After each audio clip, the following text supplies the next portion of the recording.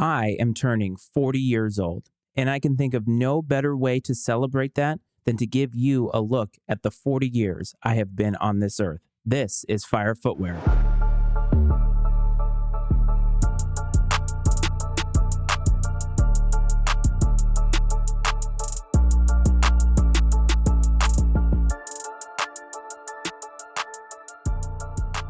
What's up, everyone? Welcome back to another episode of Fire Footwear, a sneaker podcast. As always, this is your host, Matt Frates, or Matty Ice, or the Iceman. Whatever it is you want to call me, I am here for it. And I am just glad that you are here to support me on this ride. Last week, we talked about class warfare. We talked about sneaker affordability and the idea of whether we all should be able to afford all of the same sneakers. And maybe some of these sneaker companies should be thinking about how they are marketing to the average sneakerhead, because perhaps the average sneakerhead is not in a financial position to be able to afford something like the Tiffany Air Force One collaboration for $400 that is coming out. And you fast forward to this week, and my initial idea for this week was I was going to commemorate turning 40 years old by doing something kind of cute and giving you my 40 favorite sneakers of all time. And I realized something as I was trying to craft the narrative for this particular episode. And what I realized is that on this journey, I think what you have come to know about me is the sneaker version of me, or the sneaker lover that is Matty Ice or Matt Frates. And I realized that perhaps I have been doing a poor job in giving you a little bit of insight into who I am, because really, if you think about it, at the end of today, why are you tuning into this show? There is a litany of sneaker content that is out there that you could consume. It's all over the place. Sneakers is one of the hottest commodities and topics on the content market today. There are countless YouTubers, countless podcasts out there. I am in a large sea of many, many fish that are sneaker content creators, and trying to differentiate myself in this market comes down to one thing. It comes down to who I am. You are listening to this show because either you have a personal relationship with me and you are supporting me in this venture, or you have found me through the internet, searching on Apple Podcasts, searching on whatever podcast app it is that you use to consume podcasts, and you have found Matty Ice and you appreciate me for who I am in the sneaker world. Who I am in the sneaker world is a very, very small part as to who I am as a human being. And turning 40 years old, it adds a little bit of perspective to my life. And many things have changed just since becoming Matty Ice. When I say becoming Matty Ice, I mean finally finding the person that I wanted to be my whole life. Sometimes it takes a lifetime. Some people never truly become comfortable with who they are. And I just feel so comfortable with who I am today. And it feels appropriate as a gift to you for my 40th birthday to sort of give you a little bit more insight into who I am. 40 years is a long time. If you think about what the world was like 40 years ago, it was a fundamentally different place. And I don't just mean in sneakers, I mean in general. 1983, February of 1983, my two parents, Patricia and Alan, were awaiting the birth of their only child, and I would end up being their only child together. My mom was 22 years old. 22 is very, very young. And by today's standards, a 22-year-old is still considered a baby in a lot of ways. At 22 years old, I was graduating from college, but I wasn't really ready to be an adult yet. And here was my mom being thrust into parenthood. It was something that she wanted, but man, 22 years old, like she was very, very young. My father was 35 years old. He had been in the Navy during Vietnam, and he had come back and he had tried to forge a new life for himself. And through many trials and tribulations, he ended up where he was. And in February of 1983, they welcomed their only child, their son, Matthew, and that's me. And the world was fundamentally different. And some of the things that I looked up about 1983, and I mean the world in 1983, and I wanted to bring them to your attention because I think in the sneaker world today, when it comes to content consumption, I think the average consumer in the content world is actually younger, much younger than I am. I know that when I was on Reddit and I was a part of the rep game and I conversed with a lot of different people, like many, many different people. And if you're somebody who I connected with through that, I'm really, really happy that you're still sticking with me. But I remember a lot of people would joke or laugh at me because I would say how old I was. And I mean, like, I'm an old person in this game. And I would tell them that I was nearly 40 years old and they would fall on the floor because I think it's not commonplace for many people in sneakers to be this old. And while there are a lot of old heads who have been in the game about as long as I have been alive, I don't think that many of those people are as out there in terms of content. I think those people quietly collect their sneakers, their collections, and they go on with their life, and they are not a part of this huge content drain. They love sneakers and they consume it in a different way. I mean, maybe I'm wrong about that. I really don't know. But my assumption is that many people who come to YouTube, who come to podcasts, are of the younger ilk. And I don't mean in high school. I mean somewhere in their 20s. And that's where my mom was. And so in February of 1983, the world was vastly different. The president of the United States was Ronald Reagan. Now, back in that time frame, somebody like Ronald Reagan being president was kind of crazy because prior to that, he was an actor. Fast forward to today, and we have had instances where Arnold Schwarzenegger was the governor of California, and Donald Trump has been the president of the United States, for better or for worse. So Ronald Reagan being the president back then was kind of seen as a laughingstock, but he ended up being one of the most beloved and revered presidents of the entirety of this country's history. And maybe history isn't on our side with that, but that's what it was at the time. The average price of gas.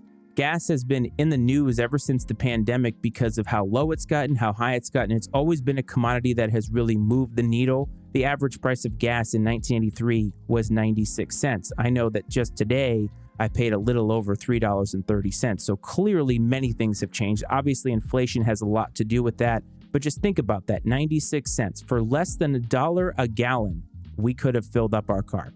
Pretty incredible. The price of milk.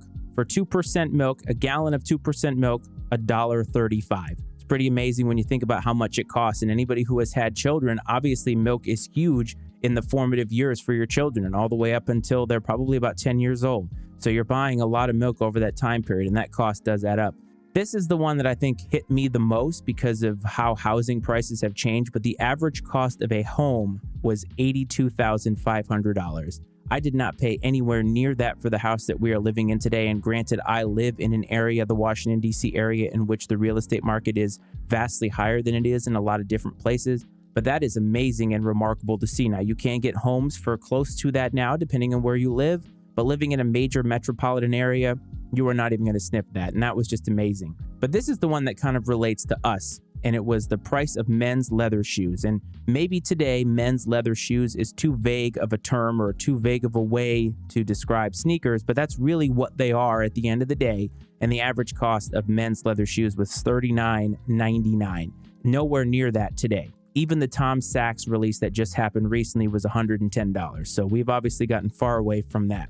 The world was vastly different. I was born and raised in Bristol, Rhode Island. And if you're not familiar with Bristol, Rhode Island, what our claim to fame was is we had the longest running 4th of July parade in the entire United States. It is still running today. It is a spectacle there. It is what their entire year revolves around. And I remember growing up in that and living in that. And we went to that parade every single year. It was pretty awesome. Bristol is a town that is on the water. It is on the coast. But I want to say something. Most people, when I would tell them that I am from Rhode Island, they would assume that I had a boat and we had a yacht of some type. There is part of that in Rhode Island. If you go to Newport and the southern coast, you will find a lot of people who sail, a lot of people who have boats in very large homes on the water. This was a coastal town that was not a rich town. It was a very small town. While there was a rich population that was there, for the most part, it was just everyday, regular people. And growing up in a town that small, I was very sheltered from many, many things. I was sheltered from sneaker culture, first of all. I was sheltered from racism, really. We didn't see a lot of that because there wasn't as much diversity in this town. And that's not an indictment of the town. It's just an indictment of how people migrated and what the population makeup was. The demographics of New England are a majority white, and there are a lot of bad history between some of the areas in New England, particularly in Boston, and race relations. And so that is what it is. But I lived a very, very fortunate life. I was born to two parents who loved me unconditionally, who did what they had to do to take care of me, and they sacrificed a lot for me to grow up. And when I think about it now as a 40-year-old dad of a near 3-year-old, I realize today, and maybe this happens to a lot of people, but I realize what they did to shelter me from many of the things that ailed them as parents and as adults. We have a lot of responsibilities in life, and this kind of can go back to last week's episode talking about, should we be buying sneakers? Are they affordable? Are they affordable for everybody? Sometimes we have to make a lot of tough decisions in life, and sometimes we're waiting for the 1st and the 15th. We are living paycheck to paycheck, and while I don't live that way today, I have lived that way in my life. And I think about all of the parents and families out there who are living paycheck to paycheck who have multiple children. It's hard to raise a family, and it's hard to shelter your children from that sometimes. And my parents did such a phenomenal job of doing that. They showered me with love. They showered me with support and appreciation. And really, when I think back on it, I wanted for nothing when I was young. So inside the house, my life was great. Now, it wasn't perfect. My parents were not perfect. No parent is ever perfect. I have a lot of emotional scars that I took with me from my childhood. But one thing I've learned over the last few years is that those should no longer define me. They are part of who I am and they have shaped who I am, but they do not need to be held on my neck like an albatross. They don't need to be something that define me, that just define everything that happens within my space. And so I have chosen to let those things go. I recognize them, but they're no longer part of my narrative. Outside of the home, I was a lot different than the person that you probably think that I am listening to this podcast. I'm out in the airspace. My opinions are out there. My personality is out there, and I willfully do so knowing that there are going to be people that are going to find out about me or find out about this show that are not going to like me. And they're going to go out of their way to tell me that they don't like me or critique whatever it is my opinion is, critique the show, critique my sneaker collection, whatever it is. There are people who are going to go out there and go out of their way to be negative. But back in the day, I was an outcast. And when I think about my childhood outside of my home, I didn't really feel like I fit in anywhere. I didn't have some group that I identified with for certain periods of my life. I would identify with nerdy people. Sometimes I'd be more into sports, and sometimes I'd be more into my studies. And it wasn't until I got to college that I realized just how sheltered I was in terms of social interaction. I didn't have a lot of friends in college either. I had a very small group of friends, and I want to shout those people out. Adam, Jeremy, Jesse. 20-something years ago, we all met. We all became friends, and while we don't talk to each other every day, we don't see each other very often. Every time we do and every time we talk, it's like the first time we met. And those people supported me through a lot of crap. And that's what you want, right? You want a small group of people who will do that for you. I never had a large group of friends, but when I got out of college and I became an adult and I started making my own money, meeting other people my own age, that's when I realized that I have a lot of personality that is something that people gravitate toward. And slowly but surely, I started to find myself in this world. One domino after another would fall. I finally started losing weight after my heart attack at 27. I became a marathon runner. I ran literally all over this country.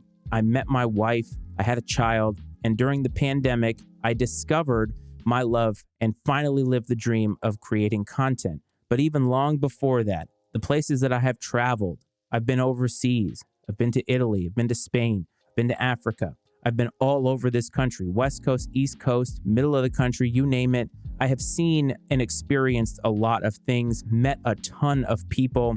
And one thing that I have learned over that time period is that life is a great experience. It's never going to be perfect. There are going to be moments in our life that we feel are bogging us down. It may feel like, man, everything is going wrong. When is it going to stop raining and pouring all over me? And I've realized something, that it's never going to always be good. You're going to have to weather some storms. And much like sneaker culture, where we have to take L after L after L, I think we sometimes lose sight of the love that we have for this thing that is sneakers. The thing that we all share listening to this show isn't just that we can get our hands on sneakers, but it's the fact that we love them. We're here because we like talking about them, and we like being heard and seen in a group of people that share a commonality of that love for something. And maybe not everybody sees that. I know that I wear sneakers everywhere, and gosh, probably 99% of the people that look at me have no clue what it is I'm wearing. And that's cool with me. I don't really need that. But we come to this space and we come to other spaces, other podcasts, other YouTube channels, because we want to be seen and we want to feel like we are part of a community. And the discovery of that, the discovery of understanding that finding a community could get me to the places that I wanted to go, could make me feel fulfilled.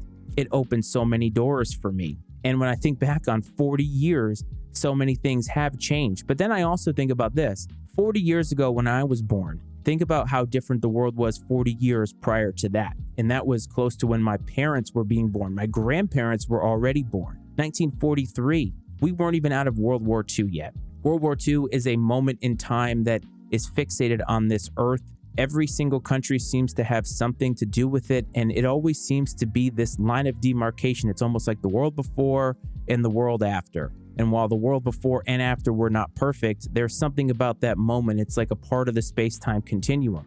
That wasn't over yet, and that was a huge moment in the history of this world.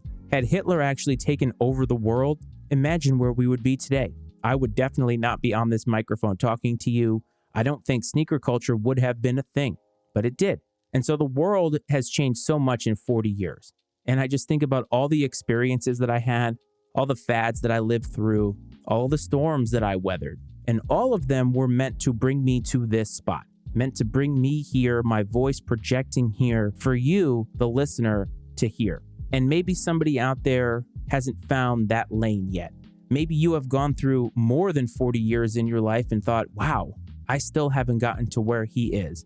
Sometimes it takes a while, but I know that you will get there. And I look back on my time on this earth, and I don't know how much more time than I have. I'm very fortunate to have had the full 40 years that I've had, to be able to live the life that I have, be surrounded by the love, be surrounded by the people, to have what I have, not just material goods, but to wake up every day and look in the eye of my son, the best creation and the best project, the best thing that I've ever created. No matter how big an episode of this podcast gets, no matter how big a YouTube video ever gets, the best thing that I'll ever create is my son downstairs. He is the light of my life. And when I think about everything that he is and everything that he could be, the potential of his humanity, it makes me so excited. It fills me with love and joy. And that's why I wanted to share a lot of this with you, because there is a lot in this world to be happy about that is not just sneakers. Don't get me wrong. Sneakers are a wonderful, wonderful thing. I probably have to caveat that every single week. They are a wonderful thing. I love every day mindlessly scrolling through Instagram, looking at pictures of people's sneakers, because you know what? Y'all have some great photography skills. You have some great collections, and it's awesome. It is awesome to get lost in something that you love. But you know what? They're not something that has to define you. They're something that are a part of you, but they shouldn't be the coolest or most important part of you. Your humanity is good enough. And while I don't know all of you personally, I don't think I have to know all of you personally to know that there is something inside you that is worthy of somebody else's love, that is worthy of somebody else's humanity, being recognized, being seen, being heard. And that's all I wanted to share with you today. That my 40 years have not been perfect, but I have experienced a lot. I couldn't even put it into one episode. I really could not surmise my entire life into just 20 minutes. And I feel like I've done a pretty good job of opening the door just a little bit. And yes, you're here for the sneaker content. I get it. Maybe a lot of you don't care about who I am, but I'd like to think there is a small part of you that is listening to this show, not out of obligation, not just because it's about sneakers, but because the voice and the human, me, Matty Ice, Matt Frates, behind this microphone is something that you can relate to just a little bit. And maybe you feel seen and heard by me. And that's very, very important to me. But you're here for the sneaker content, and I do understand that. So while I'm not going to give you my favorite 40 sneakers for 40 years, in the 40 years since I have been born, one shoe was created that changed everything. And it was the Air Jordan 1. There is a movie coming out very, very soon with Ben Affleck and Matt Damon about Phil Knight and the creation of Jordan Brand through the creation and really the recruiting of Michael Jordan to come to Nike. And the rest is history about that. And I think many of us are very versed in that history. But I wanted to give you my top 5 favorite sneakers of all time. It's a completely subjective list. And I'm even going to give you an outside looking in, a number 6, an honorable mention. And none of these necessarily have to be in order, but I am going to give them to you in some kind of order. And I just want to end with a little bit of positivity and a little positivity about sneakers in general. So here we go with my number 6, my outside looking in. This is a shoe that is old, and some of the shoes on this list are old, some are new. This one happens to be old, and this one happens to be in the Nike Dunk line. If you know anything about me and have listened to this show long enough, that you know that the Nike Dunk Low, SB particularly, is my favorite silhouette of all time. And while this shoe is a Nike Dunk High, I think the story behind it, the design, and just the general aesthetic, and also the unavailability of it. It's not even a shoe that is highly repped because it is so old that so many people today who consume sneakers, and I talked about this earlier, that it's generally younger people, those folks I don't think even are aware of this sneaker to the point that they would even make it so hyped that rep makers would make it. And that is the Nike Dunk High Uncle, or the Dunkle as a lot of people call it. Black, white, pink, and that paint splatter pattern, just amazing. It's an amazing shoe. And there's not that many of them that were made, but it's absolutely wonderful. And I love it. If you've never heard of it, take a look at it. It's a unicorn, it's rare, but it's awesome. And there's just something about pink on a sneaker that has always done it for me. I mean, the Strange Love Dunks, those are very Valentine's Day, but man, they work so well with so many other ensembles, but pink on a sneaker just does it for me. So that is my outside looking in, and that brings us to my 5 favorite sneakers of all time. Number 5 is a shoe that is probably always going to be one of the most recognizable shoes in all of sneaker history. And I think the irony about it is the person behind this design was sort of found and in a room with other sneaker designers and sneakerheads in about 2017, designed this shoe and won a contest. And that shoe has been one of the most iconic shoes in Nike's history, but nothing that he has done since then has really lived up to that expectation or that hype. And while I think that he gets a lot of positive vibes and a lot of happiness from the designs that he has done since then, because they have a personal connection to the things that matter to him in his life, the shoes that he's come out with haven't really resurrected too much confidence in sneaker culture. But the Sean Wotherspoon 97 is one of my favorite sneakers. It is my number 5. It's amazing. Everything about it is amazing. The multicolors, the story behind it, LA to Virginia, the 2 consignment shops that he owns, the vintage shop that he owns, the materials with corduroy, the velour sock liner, all of it seems to work. There's something about it that feels casual, feels vintage, but also feels luxury at the same time. It's so unique. There is not really a shoe that is like it. And while they have created an Air Max 97 that has corduroy in different colors, it is not that shoe. And I really believe that most of the things that Sean Wotherspoon has done since then have not really had the same response or the same hype. Maybe the Asics that he did, but again, corduroy with different colors, and you can make it on a different silhouette. You can make interchangeable logos on it, but at the end of the day, it's still very similar to the first design. This was one of a kind, and I just love this shoe. Will always love it. It is so expensive. I had to buy a rep pair of it because you know what? It's just something that I had to have in my collection. I appreciate it so much. So the Sean Wotherspoon 97 is number 5.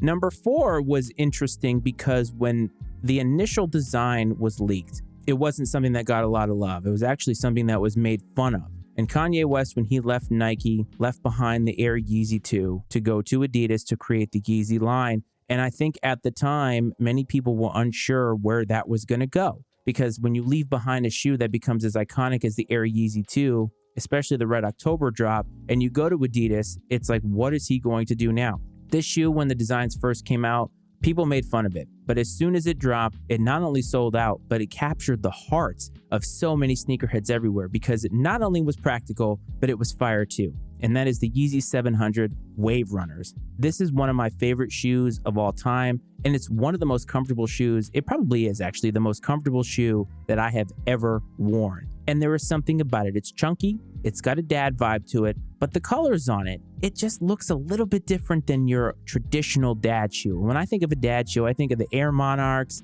I think of the old New Balances, the all gray New Balances, which ironically are in now. But the reason that those are in now is because the Yeezy 700 Wave Runners really made that so. It made the dad shoe cool, and a lot of the 700s that have come out since then, some are hit or miss, some are amazing. This is the one that started it all. I had a pair that I absolutely beat into the ground, and I will always have a pair in my collection at some point because they're just so damn comfortable. They go with everything. It meets practicality, it meets hype, and it meets fire footwear on your feet. And I think that it checks all those boxes. So the Yeezy 700 is my 4th favorite sneaker of all time. Early on in the resurrection of this show, I did an episode trying to surmise what was hype. And my number 3 is definitely high on the hype meter. Even when it came out, it was high on the hype meter, and it just continues to rise because the person who designed this is no longer with us. Back in 2017, when Virgil Abloh designed the 10 series, the one that jumped out to people the most was the Chicago Jordan 1. And that's actually not my number 3, but it is very much in line with that. There were 2 other colorways that went with that Chicago look. The one that is my number 3 is the all-white off-white Jordan 1. And why? It's not because it's exclusive. It's not because it's expensive. It's because the artistic vision on top of simplicity is nearly perfect. Everything about that, the way that the deconstructed look was, almost a DIY kind of a look, but it didn't have an iconic look like the Chicago or even the UNC. It was plain white with some aged looks on it, the text on it, the story behind it. Sneakers with stories are the best ones. Most of them on this list have a story behind them. And the all-white, off-white Jordan 1, it checks all of those boxes. I have a pair downstairs. The materials are exquisite. The design is perfect. And it's just beauty in simplicity. For me, one of the most simplest sneakers of all time, and yet somehow so complex. And being able to take the Venn diagrams of simplicity, practicality, and also artistic vision and finding the melting point of that is just amazing. And Virgil Abloh shot himself to the moon with sneakers with that design, and everything that he came out with since, not all of it has been a home run, but much of it has been hyped because of this particular collection, and that is my favorite one. It's an amazing shoe. I love it, and when I wear it with confidence because you know what? Sneakers are meant to wear. So that is my number 3. Speaking of sneakers with a story, my number 2 is a Dunk Low. It's my favorite silhouette of all time, my favorite sneaker of all time. My number 2 favorite sneaker of all time is a Dunk that has probably the story that is the most critical in terms of sneaker culture. The Jordan 1 started sneaker culture, or at least started it percolating. And through the 90s, with Michael Jordan's career being where it was and being that successful, people were buying Jordans at an astronomical rate. Once he retired and we got into the early 2000s, this is when Nike SB picked up the mantle of the Nike Dunk, which had been a failed experiment, or a mostly failed experiment in terms of longevity. From the Be True to Your School series in the 80s, it tried to capture a little bit of the magic from the Jordan 1, and you fast forward to the early 2000s when Nike SB and skateboarding culture picks up the Nike Dunk. Then we're looking at February, I believe, of 2005, and we are going to do an episode on this man coming up later this month, and Jeff Staple gets his shot at designing a Nike Dunk. And Jeff Staple has a very fascinating story that we're going to dive into in a lot more detail a little bit later this month. But this particular shoe releases in New York City at his boutique, and select few stores around the city get a very, very limited run of this. And this is back 20 years ago almost, where you had to go in person to get these shoes. The internet did not exist the way that we know it today, to where you can just click, click, click and have shoes in your doorstep in about a week. It caused riots, and it caused it to be on the front page of the New York Times, and that is the OG Pigeon Dunks. Gray, orangey red on it with the pigeon logo that has now become synonymous with Jeff Staple and just about everything that he has done. It's the perfect dunk. And again, it has that history. It's old, and you don't see it repped because, again, I think that is too old for a lot of people today consuming sneakers to fully understand the story. But I do believe that if you are somebody who is in sneakers today, that you should be going back and appreciating the history. And that's part of why this show exists, really. Sneaker stories. That shoe has a story. And because of that shoe, it made sneaker culture mainstream. It almost exposed everybody. It was incredible. It's a perfect shoe, and I'll never get my hands on a pair because there are just so few that exist in the world. And it being as old as it is, it's a collector's item now. It's perfect though. I wish I had a pair. It will forever be my Grail Dunk, and that is my number 2 sneaker. That brings us to number 1. What could my number 1 sneaker of all time be? Well, when I thought about what my favorite sneaker could be, to me, it feels appropriate that it should be an Air Jordan. And why is that? Well, while the Nike Dunk is my favorite silhouette of all time, even I have to recognize that the Air Jordan is really the reason why this podcast exists, why I love sneakers, and why so many people internationally consume sneaker culture. And so when I think about my favorite Air Jordan, you all know that I have somewhat of a hot take that the Jordan 1 is not my favorite silhouette. It is a great silhouette, but it is not my favorite silhouette. My favorite silhouette is the Jordan 4. There's something very retro-y 80s about it that is awesome. I love everything about it. It's bulky, yes, but aesthetically, it just has a look that seems to just pop out. It, to me, feels so much more unique than a Jordan 1. And so my number 1 sneaker had to be a Jordan 4. But which one? There have been so many. Well,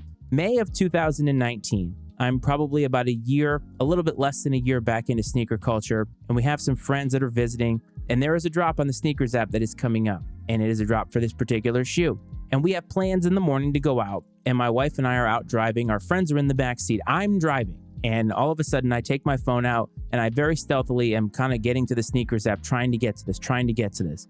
4 years ago, the sneakers app was not a draw. It was first come, first serve. So I'm clicking, and I get through, and I'm waiting. So we're driving back to the house, and I get back, and I get the got him. And it was incredible. This shoe has a story, a Michael Jordan story. It is the shoes that he was wearing when he made the shot against Craig Elo. It put him on the map in terms of playoff success, and the rest of his basketball history is basically born of that moment. So my favorite sneaker of all time is the black and red Jordan 4. There's just something about it. Black, white, red, the way that it all works with a little bit of that gray. I think they were even called black cements at one point. I love this shoe. I have a retail pair of it downstairs, and unfortunately, after washing them one day, apparently I left them wet or something happened to them and it cracked the leather. But this is an iconic shoe with an iconic story following an icon of basketball and an icon of sneakers. That is my number one because there's just everything about it that is amazing. It looks good, it has a story, it's steeped in history, and it's important to the culture because Michael Jordan, continuing to have playoff success, continued to vault his image and his hype all the way to the moon, which means sneaker culture could exist. Sneaker culture could continue. And these shoes just kept coming out and coming out and coming out. So the Bread Jordan 4 is my favorite. If you had to think about your favorite sneaker of all time, what would it be?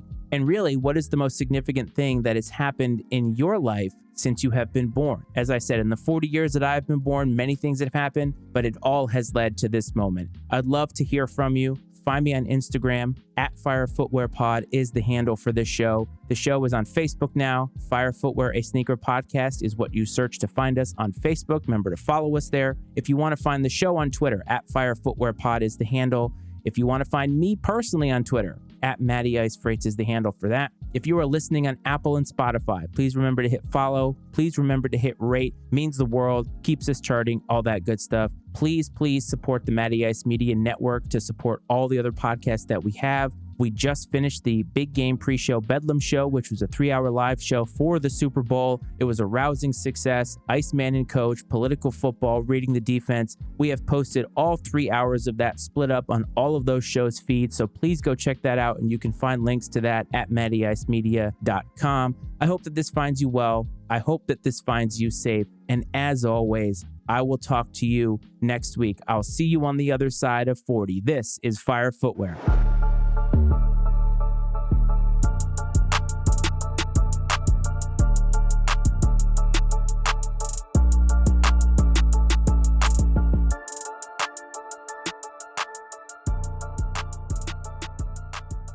The opinions and viewpoints expressed on Fire Footwear are those of Matt Freights and his guest, and not necessarily those of the Matty Ice Media Network. Fire Footwear is exclusively owned by Matt Freights and is brought to you by the Matty Ice Media Network.